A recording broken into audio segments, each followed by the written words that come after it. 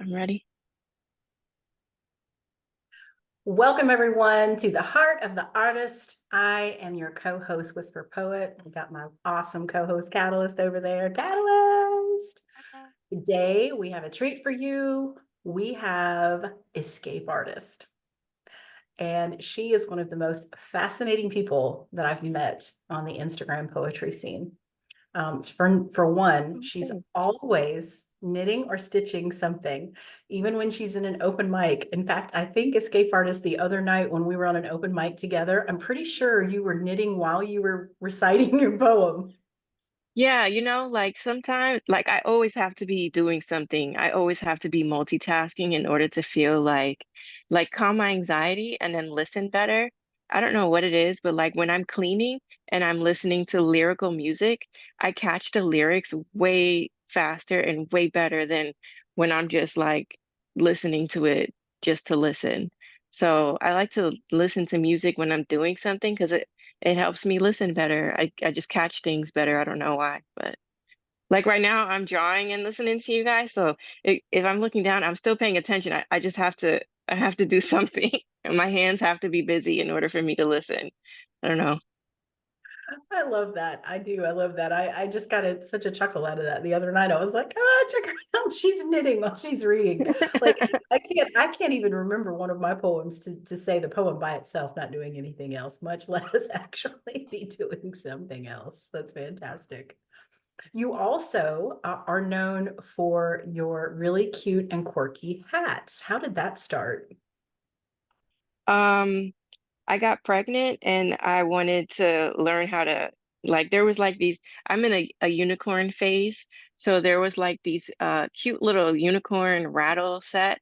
And I thought I bought the set, but I actually bought the crochet pattern. And I was like, well, I guess I gotta learn how to crochet now. So I started crocheting and then once I just started making crochet things, then I just started graduating to different projects. Like then I was like, oh well, one time for Christmas, like there was a bunch of yarn on sale, and I was like, you know what? I'm just gonna crochet people a bunch of stuff because I'm pretty broke right now and the yarn is on sale. So I started just making a whole bunch of different things, like learning how to make things to give people, and I just like making things. I've always made things, so uh, that just got added on to the list of things that I make.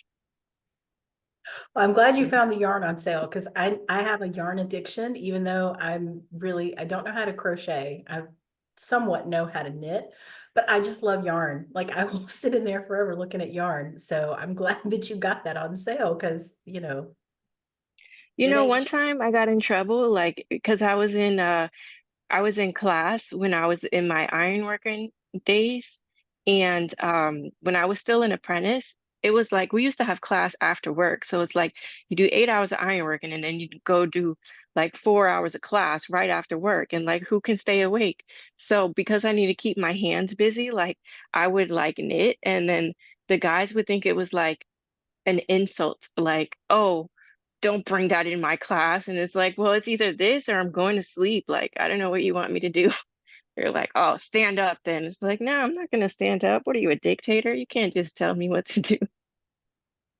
This, Yeah, okay, I got in trouble for this that. right here is exactly why I love this show because how else would we have ever found out that you were doing ironworking stuff? That is so freaking cool. Talk about that, please. Yeah, I got into ironworking because so I went to school like originally for fashion design. And then I didn't do anything with that because I lived in New Jersey and in New York is where like all the jobs are. But like when you first graduate, everybody wants you to be an intern and you don't get paid. And it's like, well, how am I supposed to afford the train to get here? It's like $13 to get here every day. So I couldn't really like afford to be an intern in New York. And I really couldn't find any like lucrative or any jobs in New Jersey related to fashion design. So then I just switched to graphic design because I grew up drawing. Like I've always been artsy. I've always been coloring and drawing and doing graffiti and things. So I'm like, well, let me try graphic design, like I could do that anywhere. And then so I did that for a little bit. Like I've been bouncing around careers my entire life, just trying to find my way. And then after I got laid off from doing that, um my cousin, he was in a tin knocker union, which is like doing sheet metal and stuff like that. And he's like, the welders at my job make $65 an hour. And I'm like, what? And he's like, yeah. And I'm like, "Pfft, I could do that. So then I went to if you go to school, like when you get laid off from work and you go to unemployment, they'll actually pay for you to go to school if your career is not like if you can't find any jobs in the career that you got laid off and they'll pay for you to find another career.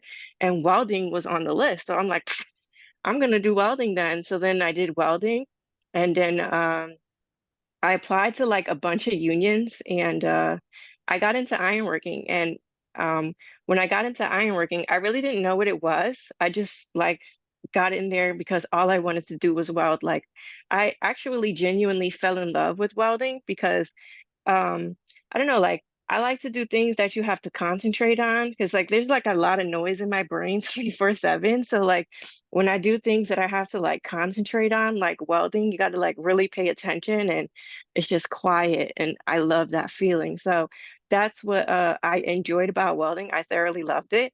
And then finally like I got into the union ironworking because I thought it was mostly welding, but it's mostly construction and a little bit of welding here and there.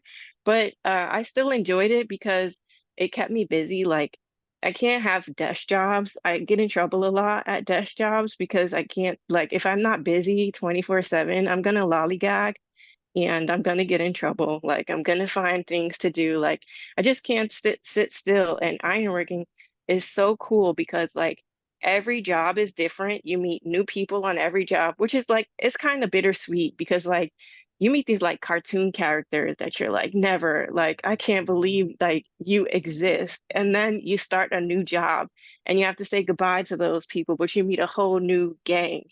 And I mean, sometimes you meet some jerks, but a lot of time you meet some unique people that you would never meet on the street or at a regular job.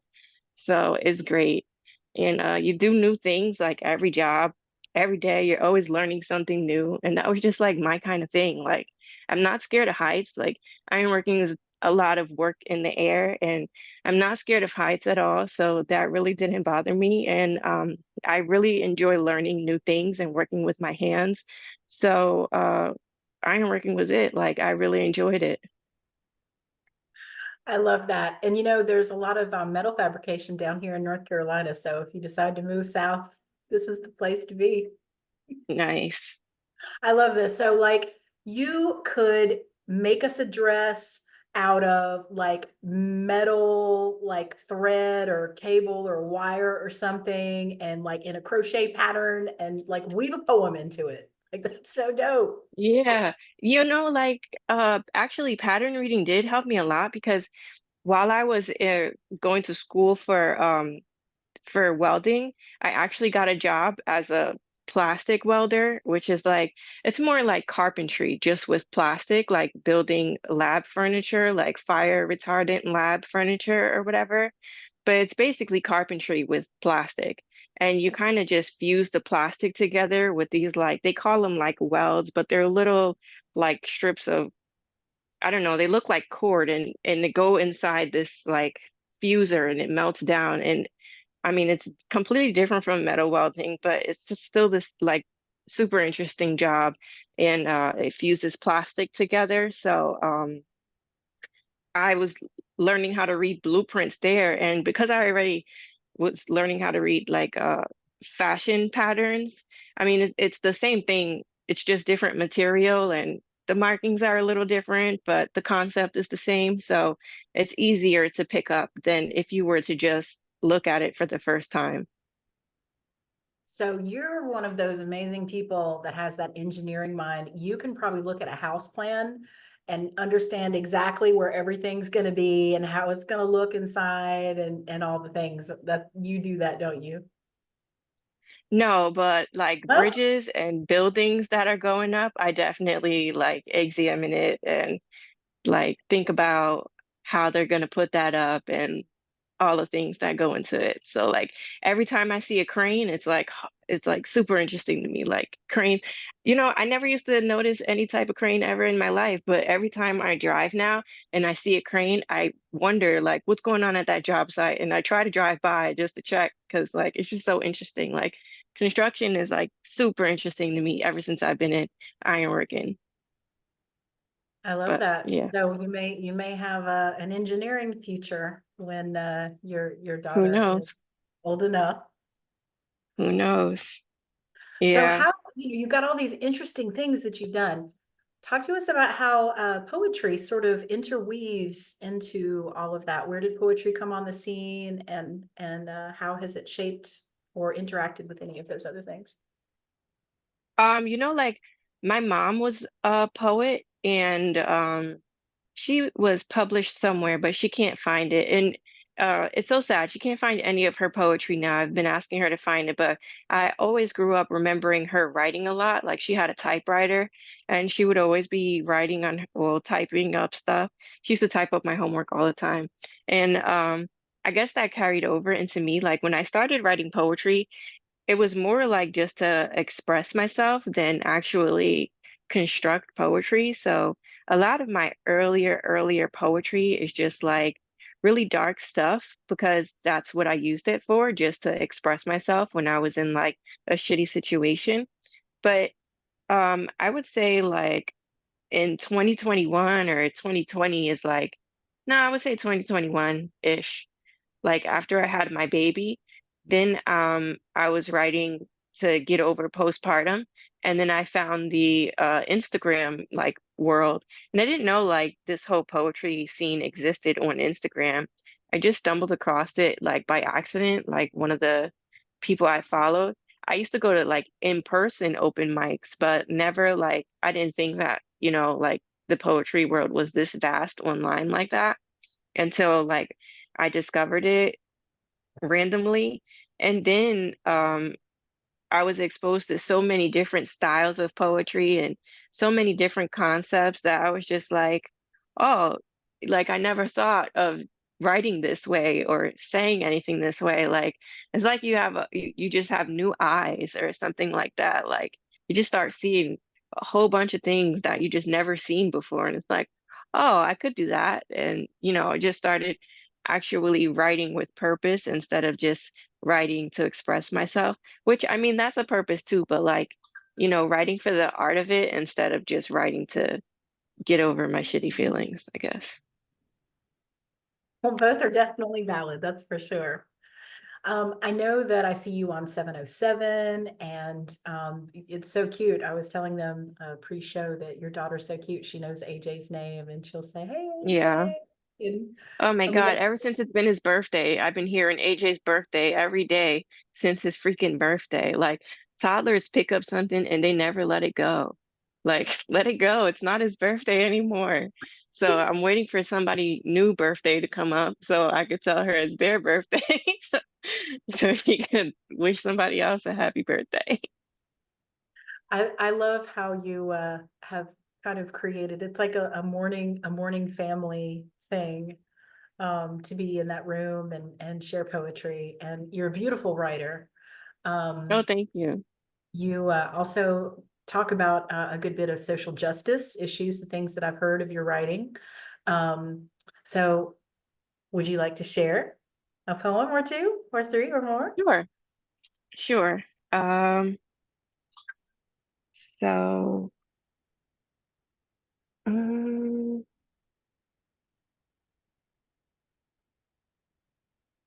okay. So I'm working on this poem. It's not finished yet, but I have to do more research. But recently I've been following that like Oregon is trying to make homelessness illegal. They're calling it like they're trying to ban camping in public spaces so that homeless people won't use tents or any like shelter or anything like that. And it's gone to the Supreme Court now. So I've been writing about that lately because I don't know, it's like America wants to fix everything but the actual problem. Like you want to criminalize homelessness, but why don't you criminalize greed? Like nobody can afford anything. People don't want to be homeless. I never I never in my mind thought like, gee, let me go sleep underneath a bridge. That seems fun, you know? Like I just don't understand. So I've been writing about that, but it's not done. But I just want to hear how it sounds. Um America started waging war on tents, decided they are weapons of mass destruction and they need to be eradicated. The rich are tired of looking at refugees trying to survive another night. The moral decline of this country sinks to the bottom of the deepest sewer. Every day, a new low in the cesspool of politicians who reek of money and corruption. Soldiers deployed to destroy encampments of the homeless. Officers sworn to protect and serve have become robots just following orders. Wonder why we say all cops are bad. What part of service is servicing people who can't afford shelter with fines they can't pay? Will the court accept the people's last breath as payment? Or perhaps the last drop of blood is worth more? Do the absence of tents make it easier to step over people unhoused? Make it easier for them to become invisible? The Supreme Court will have the final say on whether or not it is unconstitutional to criminalize homelessness. When will they criminalize price gouging? When will they criminalize the war corporate entities have raised on the American people? That's all I have so far, but I have to do a little bit more research on it. I love that. And I love that You're off to a you're great start.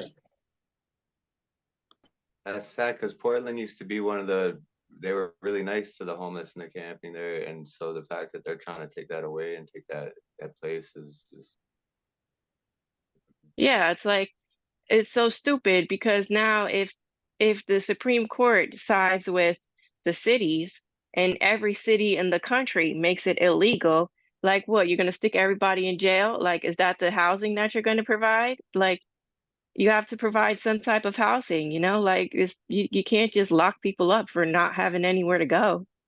What type of bull crap is that? I'm very curious to see what happens with that because creditors pursuing people used to be a thing. They used to put people in jail for their debts, and You that was know, and made. that's the thing, like it's counterproductive because if they can fine you for sleeping on public property, and then if you can't pay the fines, they double the fines, and then if you can't pay that fine, then they send you to jail, so then your credit gets ruined, and now you have a criminal record, so it's going to be 10 times harder for you to get a job or a place to live. So, like, how is that helping? You know, it's like so stupid. Yeah, absolutely. I love the fact that you're addressing social justice. In fact, the very first time I ever saw you, I'm pretty sure that you were reading a piece about some things that had happened in the Middle East. Oh yeah, Palestine, I think. Would you like to read that one? That was an amazing piece. Sure.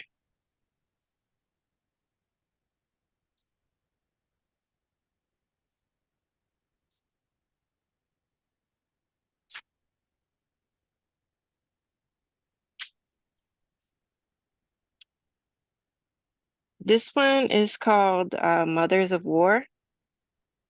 Tonight I hold my baby, warm like the sunshine, breathing like the wind. Her life is music to my ears. Across the sea, mothers are holding their children, cold like the ice age, lifeless and empty. Fire rains upon them, and genocide is the background noise. Hospitals and mosques turn pancakes. The future is gone. I hold her tight, knowing I never have to worry about becoming a crater. My heart breaks for the mothers who write their babies' names on their limbs in case they might be separated, torn from flesh and bone and mothers, becoming ice cubes and empty cardboard boxes. I mourn for the mothers whose tears are the only thing left to drink. Mothers shouting, please take me, whose babies are puzzles and rubble, just pieces in a game. I hurt for the childless mothers, the ones living in bullseyes, the walking targets, where soldiers play darts with bullets, who did everything they could to keep their babies full of life, only to have it taken from them right before their eyes, or in their arms even. Children explode like fireworks. There is nothing left to celebrate. Lives cut short like umbilical cords. Beautiful, innocent babies buried like seeds, only they will never grow. No one will nurture them back to life. They will not grow through concrete. Tonight I hold my baby extra snug, mourning for the mothers who are robbed of their babies' hugs. Oh, I got a little emotional. Yeah, that made me cry the first time I heard it too. Yeah, it's terrible. You It's seem to very be terrible. You seem to be a different breed of cat. I remember after I had my daughter, I could not bear to watch anything even approaching violent. I just wanted happy, joy, fluffy, sunshine. And you're embracing it. You're like head on. Yeah, like I try to pay attention now. Like I got to be an adult. Like before, I was just coasting through life because I didn't have any kids and I didn't have any responsibilities. And if I dropped dead, sucks for me, but nobody else. But now, like I have a whole life that I'm responsible for. And like I try to pay attention to what's going on because like sometimes it seems a little hopeless, but there are things that we can do, if people are aware enough and if we do enough research and, like I guess just pay attention to what's going on. Like I don't ever want to be like blindsided or anything like that. I always want to know like what's going on. And I think about a lot, like when my baby is growing up, like what would she think if she like were to ask me questions about what happened and what was I doing?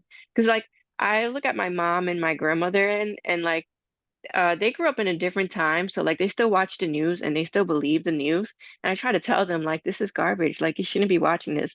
But they're really skeptical to move on from that because that's what they've always relied on for their information.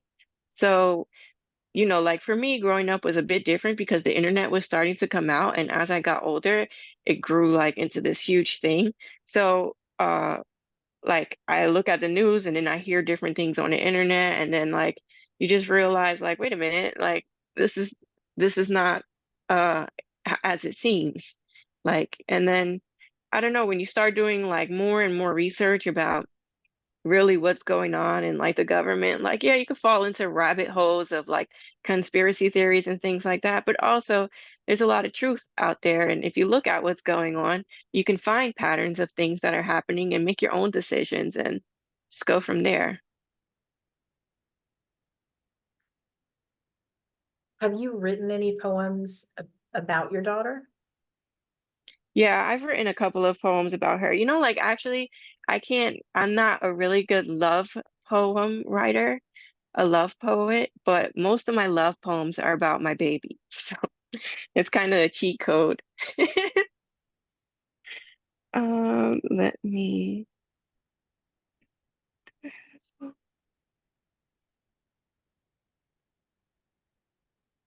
Oh, actually, I have. I would like to read two because um, one poem I wrote long ago, and then this another poem I wrote like at a different time, and I'm like, wait a minute, these two go together. So let me try to read them together. Let me look at my list because I don't know about you guys, but like I'm super unorganized. So at least if I know the title, I can definitely look it up. Or if I know at least a word or a sentence, I could look it up. But I'm not like one of those people who keep neat folders of every little thing. Everything is just living their life Girl, wherever they are. When I Google need to Drive. find them, I find it. Google Drive will change your life. The Megas used to get so irritated with me on open mics because he would hear me rattling pages, looking for a poem. And he was like, for the love of Christ, woman, get your stuff into Google Drive. And now I can access it from any device, anywhere. It is magnificent. Google Drive. It will change your life. You know what? I have a lot of my stuff on Google Keep. which because I don't have anything in like specific folders like categorized or anything like that because everything I'm always still working on, I always go back to it and still change everything like that. But I like to like I've been writing them down like physically in a book because like God forbid technology gets wiped out from some type of attack, I'll be devastated. Like all of my shit is on my drive. Like uh, it took me so long to write these poems. I can't do that again. Like I need to write them down. So I've been trying to back them up physically, which I need to do a better job at, but yeah, let me find a poem.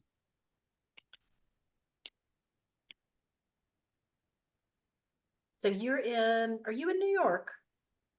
I'm in New Jersey, New Jersey. Okay. but close to New York. I'm from Elizabeth, which is like 30 minutes from New York. So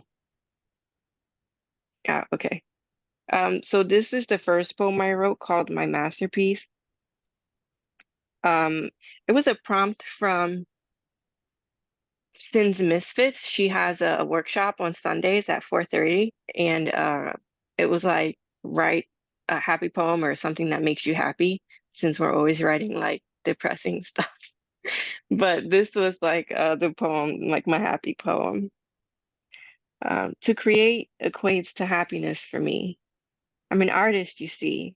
I've made many things that may go unseen, but this time I can finally die happy. I've created the masterpiece of my time with this deranged brain of mine. My mind was the medium used, my body just a tool to craft her. I call her Luelle. I'm no Da Vinci, but I can confidently say I might be better. He painted the Mona Lisa. She is the envy of the Mona Lisa, as I to him. In fact, the Mona Lisa should kiss her feet. Her skin is velvet, painted with pearls. The shimmer of her skin shines from within. I learned to harness the light, so she will never know the darkness I do. The girl with kaleidoscope eyes. I use the sunsets and the sunrises to paint them. I dip my brush in the ocean for the colors of her soul. Her voice sounds like memories I will never forget, and she smells like pure imagination. Her laugh is sugar, sweet, addicting. Silk flows from her locks. She has the gift in her hands, a birthday present to Lulu from Mommy. Her heart beats with wolves, wild and free, with limbs stemming from sequoia trees. I put the wind in her lungs, so she's a force even if she just breathes. She is intoxicating, the most beautiful thing ever to be. She is the best of me, and that is what measures my artistry. So that's the first poem I wrote. And the second one that matches it, let me see.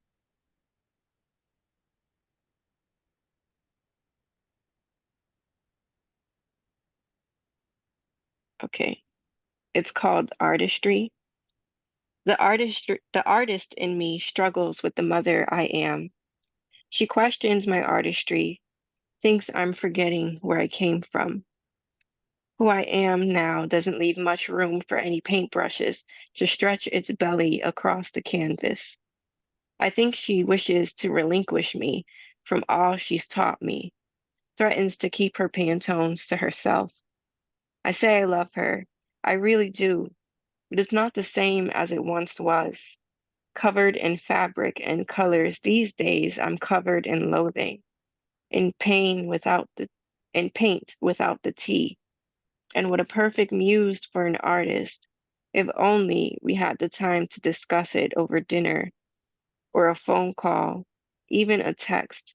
She's constantly screaming at me in a language I used to know. I used to know creativity, met her siblings of pencils and markers made from her family tree.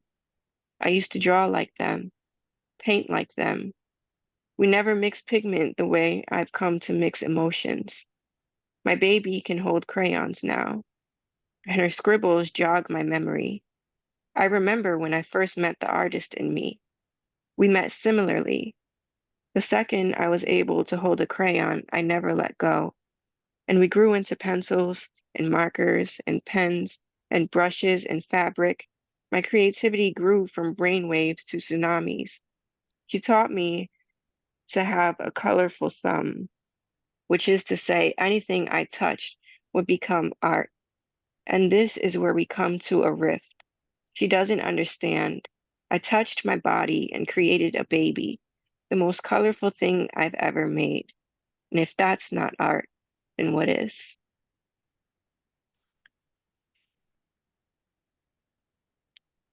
Thank you. I love that. I love those so much. So many lines, but I love the one about keeps her Pantones to herself. Yeah. Like I don't color, I don't like do as much painting or coloring as I would like because I have a baby and like I don't want to clean up the mess. So I do a lot of digital stuff now, or like when she's sleeping, I'll like sew or crochet because it's just less cleanup. But I have to do something. Like I can't just not do anything. Like always, I always have to make something. Like something has to come out. You can't just not make anything. So I try to find things that I could do to like relieve this creative itch that I have, but while still fitting in the life that I have of like being a mom and trying to take care of everything. And I don't want to clean up more than I already have to. So I try to find neater things to do. But like every once in a while, I'll go to a sip and paint, and that's enough for me. But like when she's older, maybe I'll get back into painting and stuff. But right now, it's either like digital or like physical, like sewing. Actually, I like doing like sewing and crocheting because I like to involve her. So I figure if she learns these skills while she's young, like these are kind of like survival skills. So I mean, these are good skills to teach her while she's young. So if she gets into it, maybe she'll be like this extremely talented, rich fashion designer and she'll make it out there, something like that. You never know. We always wonder what our kids will be when they grow up. So yeah, you never know. Do you think she knows what your poetry is when she sees you writing? Like, does she respond to I that? don't think so. I don't think so. I mean, she always wants to write whenever she sees me writing or whenever she sees me coloring. Anything I'm doing, she always wants to do. But I don't think she quite understands like what it is or what it means to me or anything like that. I think she's just really mimicking everything I do to learn her own way. But it's pretty cool. Like when she sees AJ on the screen and 707, she's like, poem, mommy, poem. And I have no idea how she learned that word because I never even told her like, oh, we're reading poetry or anything like that. I think just from her listening, I can't let her listen all the time because sometimes like Prada just goes off the wall, like it makes it rated X out of nowhere. So I have to like, whoo, like hurry up and censor it. But like if I see like it's like a social justice kind of conversation or just like a poetry kind of thing, then I'll let her listen in and listen to the poetry. But like, it's always risky. Yeah, It's always risky. I feel you. I feel you with that. Have you Yeah. ever thought of taking some of your poems and turning them into like a nursery rhyme song for her? Like I thought about it, but I have no idea what to write as a nursery rhyme or like I want to do like a kid's book or like something to include her, but I have no idea what to do. Like I see like a lot of kids' books have like an underlying lesson or something like that, and I have like no idea what to I don't know what I could teach her in a little board book or something like that. But it's definitely like something I'm thinking about. I just want to make sure like there's like something that she could learn from it, not just like, oh, colors and shapes. I mean, like that's cool too, but like I want to do like one of those concept children books where they're like they remember it. Like I really love Dr. Seuss books. I try to read them to her, but right now her attention span is not that long. So like if the story's too long, she's like, all right, next. Like we've been here too long. So and so Dr. Seuss stories are sometimes they're a little bit longer than what she likes. So uh I guess later on we'll get into that. But also that's how I started writing too, like Dr. Seuss books with the rhyming. Um that like influenced me a lot. Dr. Seuss books. I've always loved like rhymes and rhyme schemes. And Mhm. also like um punk rock music. Like punk rock music, the writing is just so good. Like even though like people are like, oh, it's just punk rock, like if you listen to like the writing or just like general, I don't know what Red Hot Chili Peppers or Smashing Pumpkins would be considered, but like if you listen to some of like what they're saying, it's like, oh, they're really saying something. We need to pay attention to this. Like, so yeah, a lot of that stuff influenced my early writing too. That was definitely an era of good music too, for sure. Yes. But Yeah.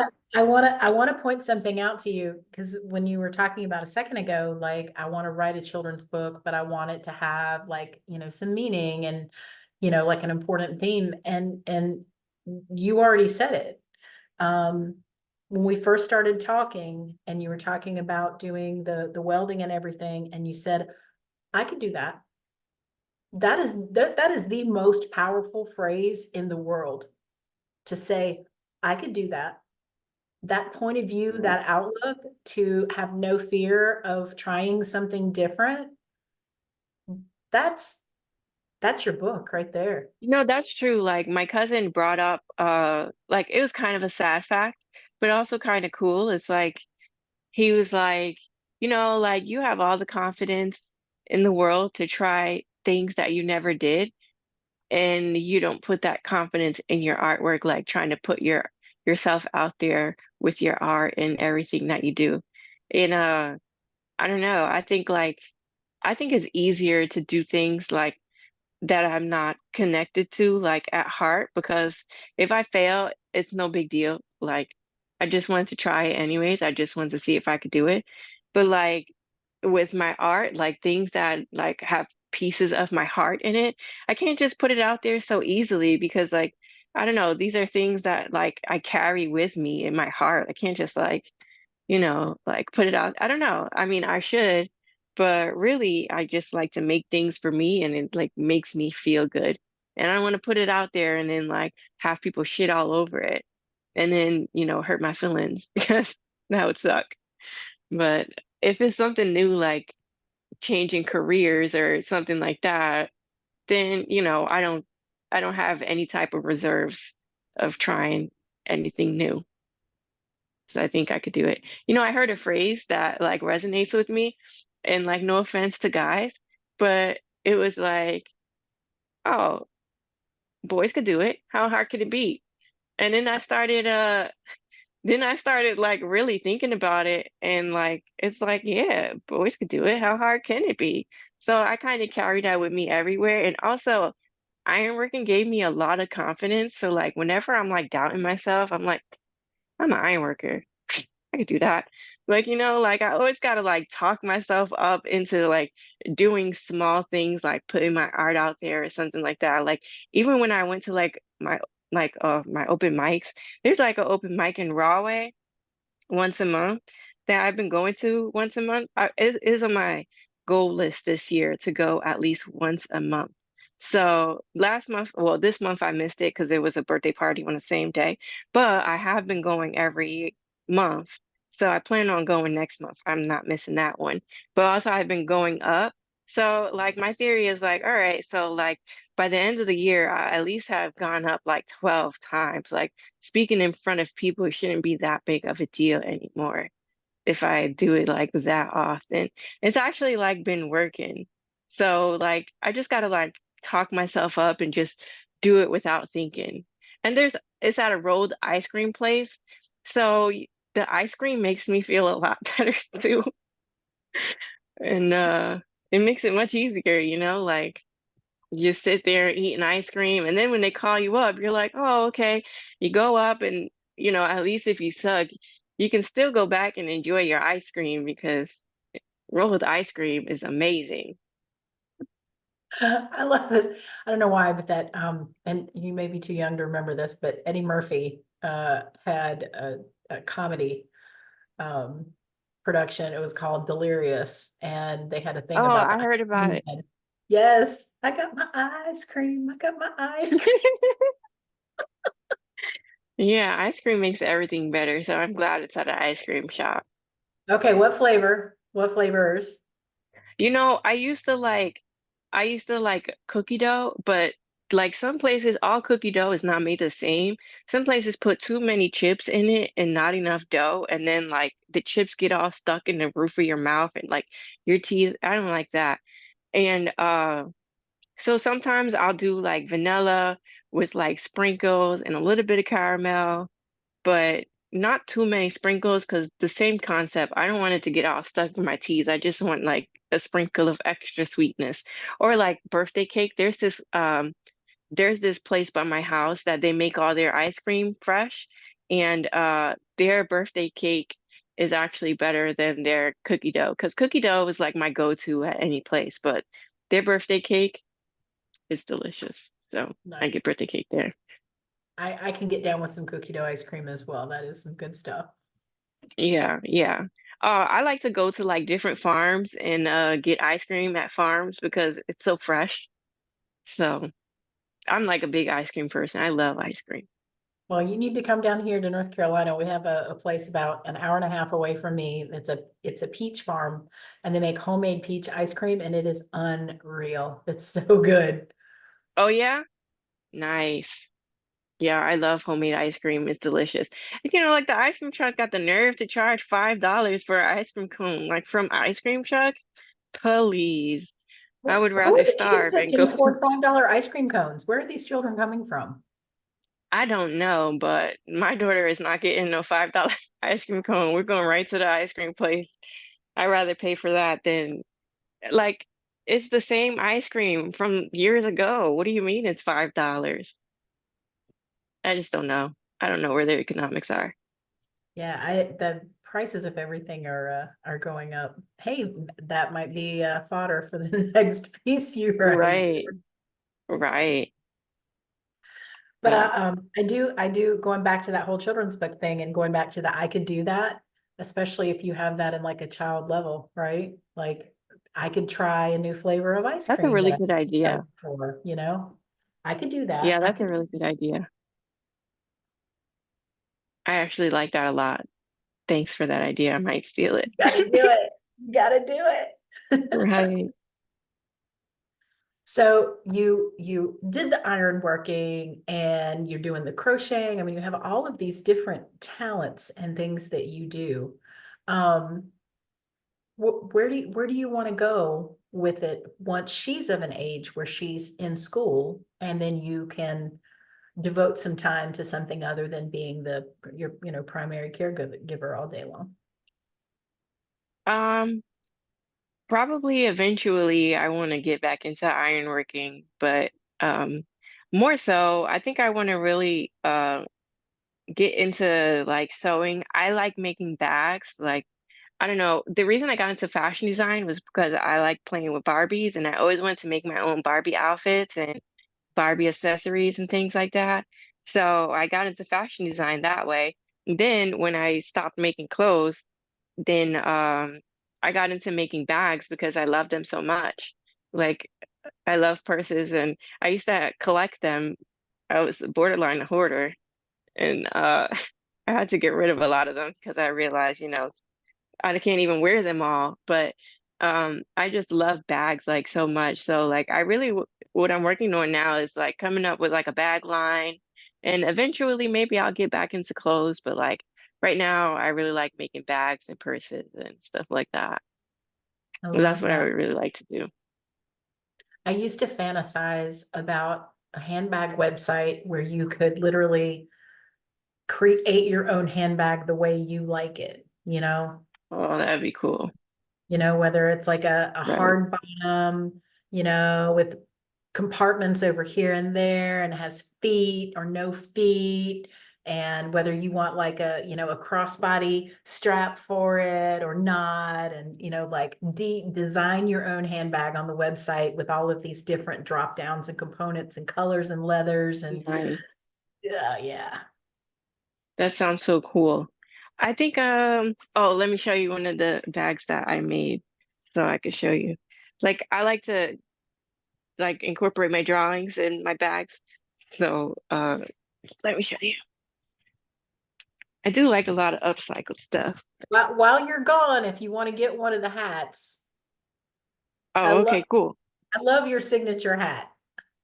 So The this is class. like one of the first duffel bags that I made. I don't know if you can see it, It's but gorgeous. me and my family got into camping. So this is like an ode to camping.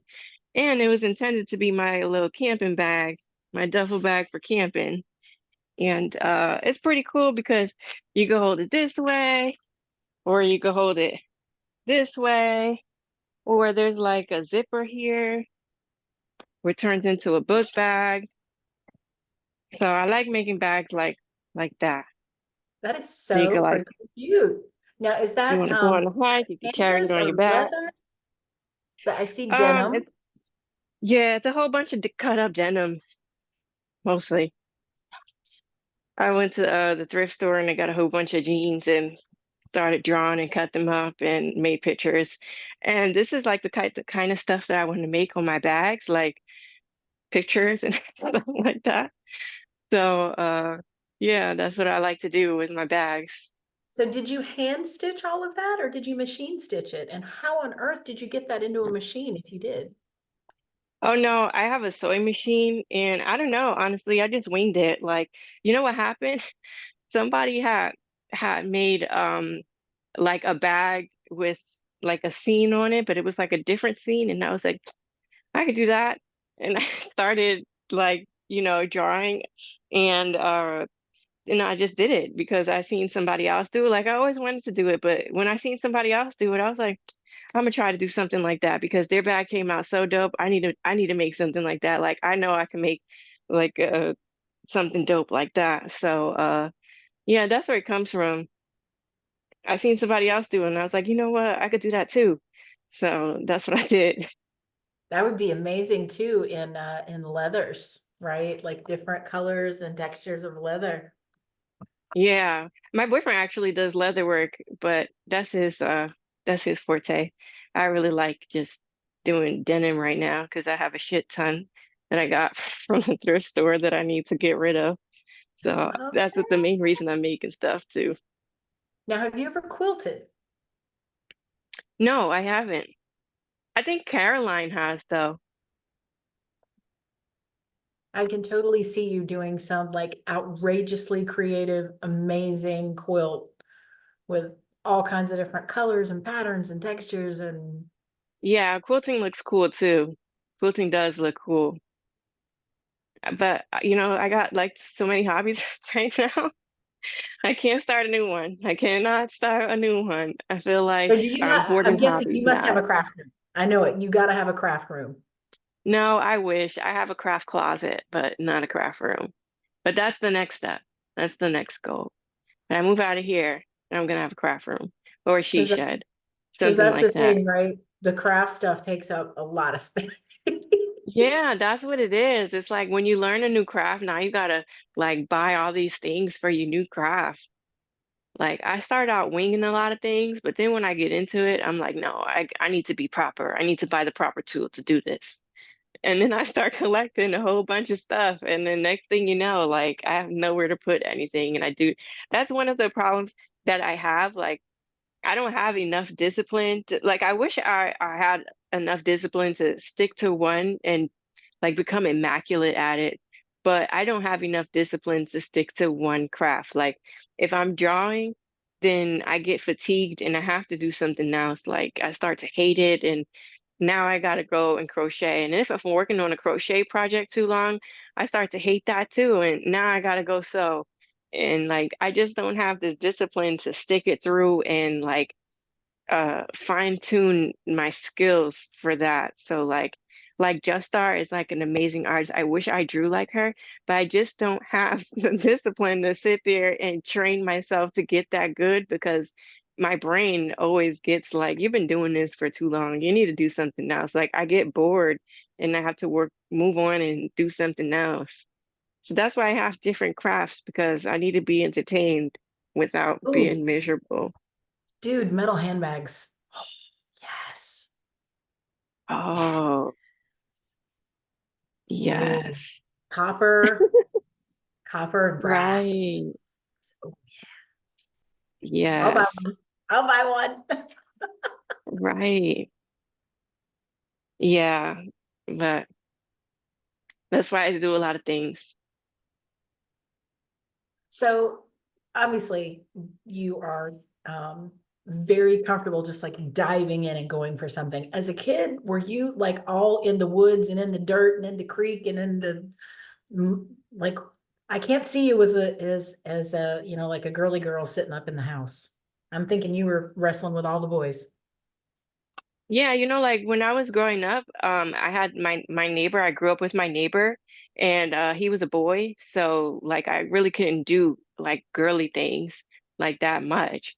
And also my cousin lived around the corner and she was a girl, but like we were cool doing boy things because they were usually always fun. And whenever we didn't want to do boy things, we just went in the house and did girl things by ourselves. But we like to be outside a lot, like riding bikes, playing manhunt, uh stuff like that. Like one time we in the like when we were young, we used to like put the laundry baskets like on a stick and tie a string and hide behind the garbage and wait for a bird to go in and try to catch it. Like we used to like come up with like ways to entertain ourselves, like make up games because like we didn't want to go back inside the house because if you went back inside the house, you couldn't come back out. So like you have to stay out as and do as much as you possibly could outside before you're like, all right, I've exhausted all my ideas. It's time to go in.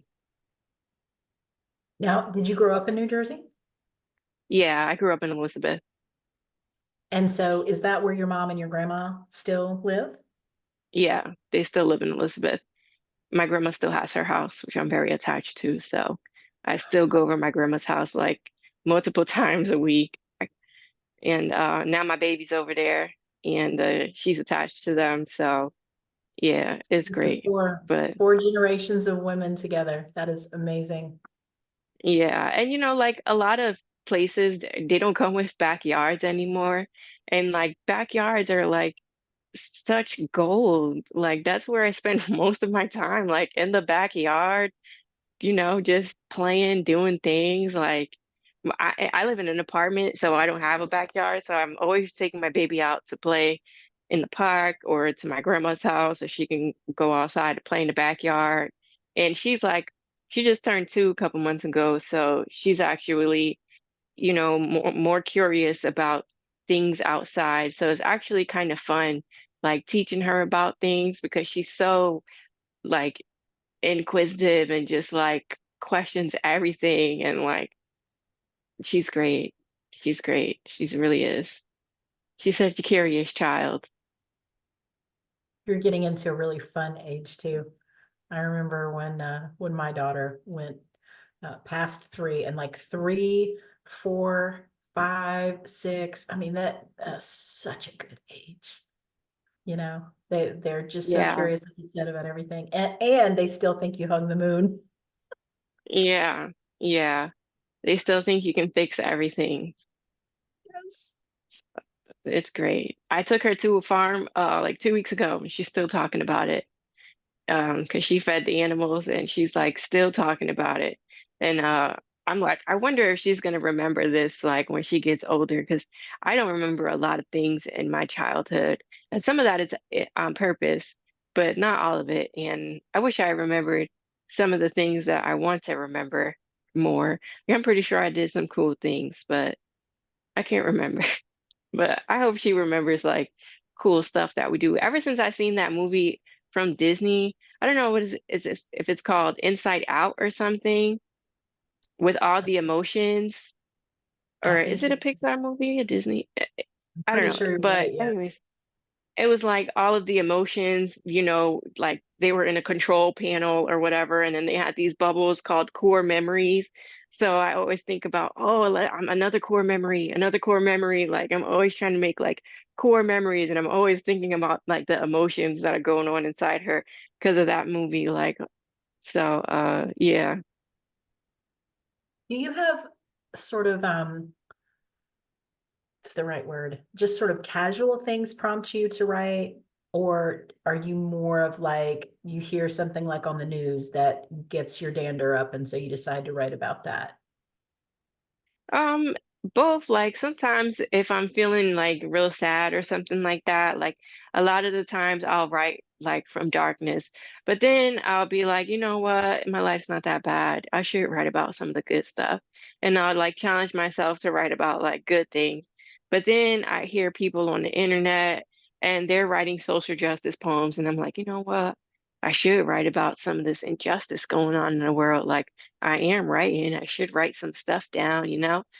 So it's like a mixture of things. Like my go-to is like when I'm feeling like sad or bad or something like that. But also when I see like a challenge or when I feel like I'm writing too much about one subject and I need to like switch, then I'll look for like I went to Shaki G's um her workshop. She had a 4 series workshop. I only did one, which kind of sucked. I wish I did all four, but um she was like educating us on the forms of poetry.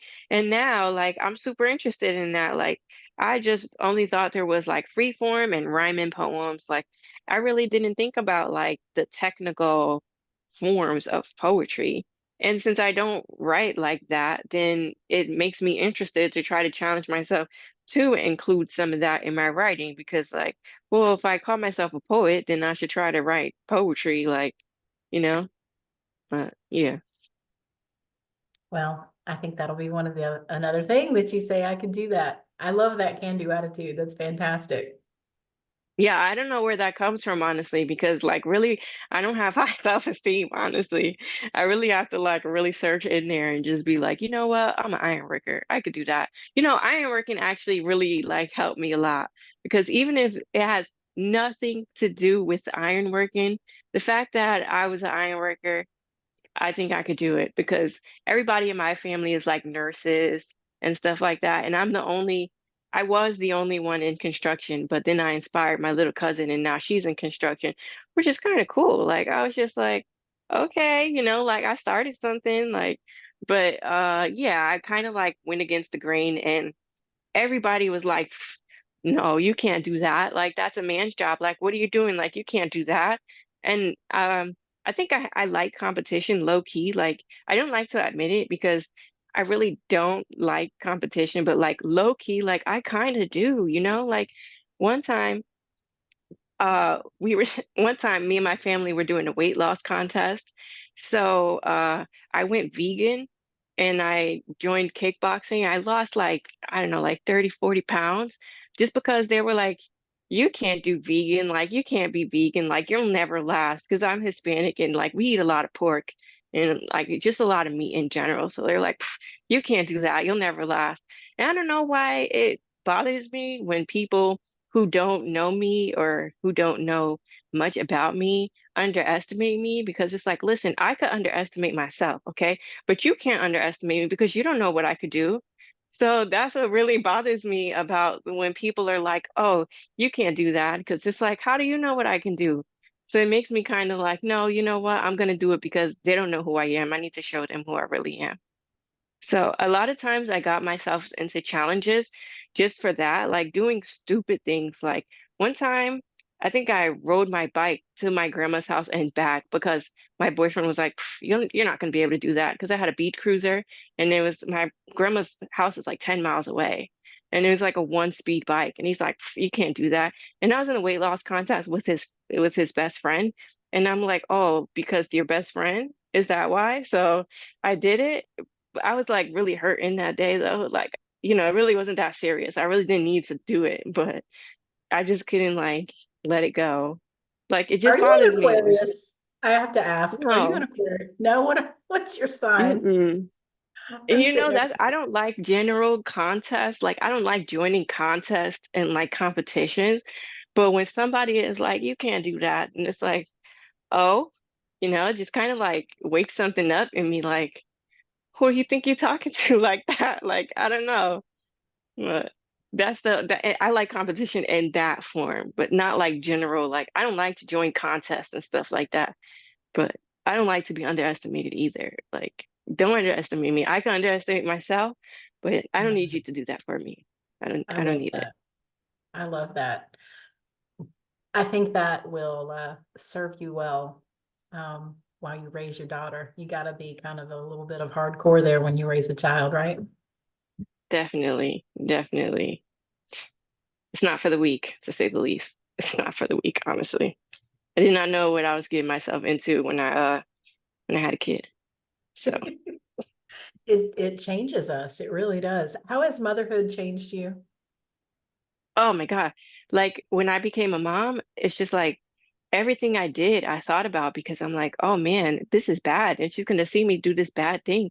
And then she's going to do, I don't want her to do this bad thing. And even like with my own emotions, like I started researching, like the development of children and how like the mother's emotions impact them. And then I remember how my mother's emotions impact me. And it's just like, I want to have a positive impact. Not saying that my mom didn't have a positive impact in me, but like I really want to have like a positive impact on her. Like it hit me when I was like, I went to an open mic and there was a girl and she did a poem about her mom and it was terrible. Like, I mean, the poem was great, but like the content of the relationship with her and her mom was like turmoil. And I was like, I never want my daughter to do that. Like, I never want my daughter to find herself in a room full of strangers, like talking about how her mother sucks or like the terrible impact that her mother had on her. Like I never want her to grow up and remember like, oh yeah, my mom really sucked or anything like that. So I kind of try to be my best. Like I'm not perfect, but like I try to be my best. And then also like you really have to control your emotions. You can't just be out here just all willy-nilly letting your emotions dictate whatever you do. Like because it's like there's no order. Like you really have to be in control of everything, that way you can show them a healthy environment because like if you're just like breaking down sad every day, then they're going to be sad because they think that they're making you sad, like they're there and you're sad, so they think that they're the problem. And you can't help it. You know that they're not the problem, but they don't know that. And they're not going to know that until they get old enough to understand, but that's already going to be with them and they're not going to be able to get rid of that because they grew up thinking that. So I try to like minimize my negative impacts that I'll have on her. I hope I'll have none, but I'm pretty sure a time or two. I don't know. We'll pray for none, but I'm not perfect. So Well, I think you're doing a pretty awesome job from everything I can see. And you definitely have the great outlook for it, that's for sure. I thanks. love that. I can do that. That's my new phrase. I can do that. I can do that. Thanks. Never let anybody tell you you can't. Thanks. I think I'm gonna write that book too. So I'm glad I want you to write that book. Yes. yeah, I'm glad that we had this whole discussion here because I don't know why I didn't think of that. I just don't know why I didn't think of that. Sometimes it just takes somebody external to say, you know what? So we got to hear some more poetry before we close this thing out. We gotta hear at least one more, maybe two or three. Okay. Um, so I wrote a poem about what I was just telling you about how the girl was in the open mic talking about her mom. And I don't want to be that mom. So I will read that one if my Google. Oh, okay, here we go.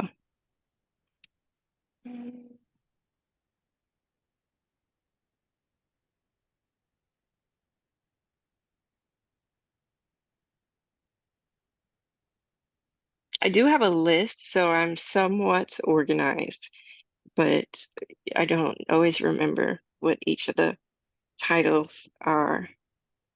But oh, okay.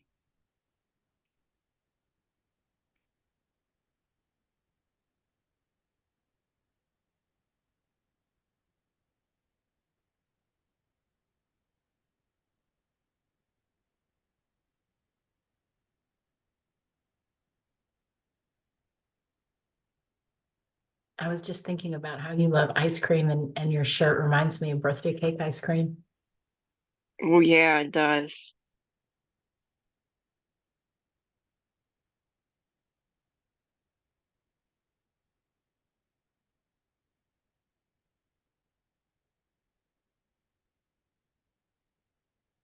Oh, okay. I don't know why I just didn't do that. Okay, this one's called Weather the Storm. It is about what we were just talking about. My baby is old enough to listen to my heartbeat. When she brings her head into my chest to listen to the orchestra that keeps me alive, I'm afraid the fear I harbor will whisper in her ear, or doubt will scold her death, so that she may only hear the silence of her dreams. My baby is old enough to hug me, and I'm afraid one day I will squeeze her so tight, the only escape she has is in a room full of strangers venting about how her mother is a storm, and it is always raining. This I know. I've always been wishy-washy, hot and cold, don't know how to be warm or mild, afraid I will stiffen her when she's just being a child and I'm being a child. The oh, and I'm being a child. The cold in my tone will bite her, turn her heart black and frostbitten. I keep my anger in the wind, don't want to push her so far away or scorch her in the heat wave of the furnace in me. Always knew the forecast and the potential of a natural disaster, but never considered my baby collateral damage. Nothing natural about these dark skies of anguish. This is man-made destruction. These clouds belong to my mother and my father and grandmother. I am always angry, a ball and chain to yesterdays I can't change. Always a thundering massacre of peace, always a churning fire beneath. My mother, my lover says I'm always warm, thinks it's my superpower. I wonder if he knew the hell in me is the source of my heat. Would he paint me a hero or a villain? I pray God give me the reins to bring my anger to its knees. When my baby pulls her head to my chest in search of a heartbeat, I hope she doesn't hear the beating life has given me. I hope she hears a heart fighting to love her the best way possible, so that even if I may be a storm, she may only see paradise, and my sands be warm enough to bury secrets in or build castles on. My waves be gentle enough to float her dreams or keep her from sinking in grief. Been building her a house of bricks, so I won't huff and puff and blow her happiness down when the moon turns me into the big bad wolf and I become a twister of triggers. I want to be everything and anything she needs me to be. The rainbow in the sky after the storm, the sun shining on her skin to keep her warm. And if she ever finds herself compelled to be in a room full of strangers to speak about her mother, it is how I always try to be the best mother I could be.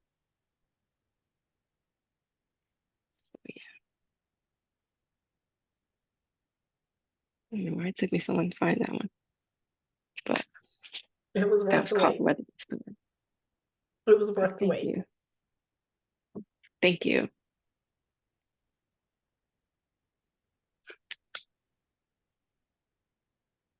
Kind of overcome. Okay. I love the line about her dreams and warm enough to bury. What was the line about warm enough to bury Warm enough something? to bury secrets in. Yeah, And then the next line after that was something about the dreams, I think. Oh, and my waves be gentle enough to float her dreams. The poem is amazing, but those two lines are everything. Those are absolutely just beautiful, beautiful lines. Thank you. Thank you. I appreciate it. And I really appreciate this interview. It was pretty fun. Like before I was coming on, like, I don't know, I've been feeling kind of dreary about the internet. So I'm like, oh, I need a break from the internet. But then it's like, oh, how I'm gonna promote myself if I'm not on the internet? It's like this whole thing. So, but like I got on here and I feel like much better now. So thanks. I needed this. So glad. I'm so glad. And you know what? One day when your daughter's old enough to understand what we're talking about, she'll know that the whole time you talked about her and how much you love her. Oh yeah, she's great. She's great. She's so Thank you so funny. much, escape artist. This has been absolutely amazing. And I had no idea you were such a like diversified person. You have so many amazing interests and talents, and I am so excited. I can't wait to see all the things that you do. Thank you. Thank you. I appreciate that. I know Catalyst was in the chat going, Oh, I haven't even read the chat because like my phone is on this thing and it's not even like stable. So if I touch it, it's gonna be like bouncing around. So I'm like, I'm not gonna touch it. But thank you for everybody who's in the chat because I appreciate it. A lot yeah. of me just going, wow, oh my God, holy crap. You are so amazing and such an Thank you so much. inspiring creator. Like, I'm so glad that you shared with us today. Like, wow, I'm inspired by your inspiring creative nature. Thank you. Thank you. Likewise, I'm inspired by everybody who I meet and who does poetry, especially. Because I don't know, poetry is just like different from all my other art forms because like everybody can do it, but everybody does it different in their own way. And you never know what kind of way they do it until like when you read their poetry, it like kind of tells you more about who they are and how their brain works. And if you didn't read their poetry, you wouldn't know that part about them. Like you can know a person, but then when you read their poetry, then you really have an idea of who they are. That's some truth right there.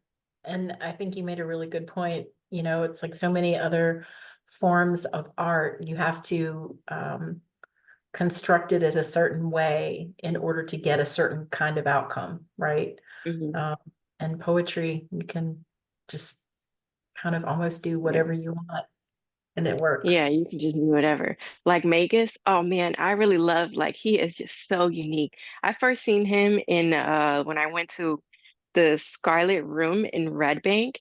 They were having like an open mic there. And funny story, I went there to sign up, but then there was just like so many amazing people. I was like, I can't do it.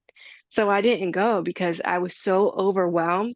Like I just didn't know what to expect when I got there. And then there were so many different forms of poetry and so many people that like, oh, they really do this. Like they do this for a living. Like I'm up here just trying to read so I could get comfortable on stage and they're really serious about this. So I really can't go up here and be like blah blah blah blah with my little phone because like they memorized this, they have books. I couldn't do it. I mean, I really appreciated everything that they gave me, but like I couldn't do it. I was so overwhelmed with like the room was too big. Like they were just too big for me. I just couldn't do it. But I aspire to be like that one day. Well, I think you already are. And maybe you try it again and this time you'll say, I can do that. Yeah. It's a little different with art, you know? It's a little different with art, but it's getting there. It's getting there. You'll have a whole group of people cheering you, that's for sure. Just do a go live on Instagram while you're up there. We'll pump you up. Definitely and definitely. Thank you so much for being here. I have this has been an absolute pleasure. You know, I mean, I've admired your work from day one, and I always loved the hats and have always loved your personality, but I didn't really Like know I you would that go get one, but they're buried under like a bunch of stuff now. well. I was really thinking about them and I was just like, I have no idea where I could get one. My this bag is out because it's instead of my camping bag, it's now my current project bag. So I keep it out to put my current projects in. But my hats, forget about it. I don't know where they are. But I do have to do more stuff with them, but they're not in reach right now. But I'm so excited. Like, who else do we know that's a metal worker, right? This is like iron worker. This is like so freaking cool. So I'm just, Yeah, like I haven't done iron working in a while since I became a mom, and I don't see it happening anytime soon because I'm home taking care of my baby, and I don't know what the future holds, but like whenever she starts back up in school, because it's hard having a job, like being in the union, because the union hours are 7 to 3:30 and school hours are like 8 to 3 or 8 to 2, whatever. So like regardless, you're gonna have to have somebody to drop them off or stay with them after school. And it's just like it's too hard. And I don't like put her in daycare or anything like that because right now we could afford to have her home with me. So I kind of prefer it that way. Like, we got to thug it out a little bit, but we're thugging it out and it's working pretty good. I see like she's such a happy kid and like I really love that. Not saying that she wouldn't be in daycare, but they're only small for so long and I really don't want to miss so many hours away from her if I could afford to have her home and just, thug it out for a while. I I want love to that. like soak up all of the youth that she has right now.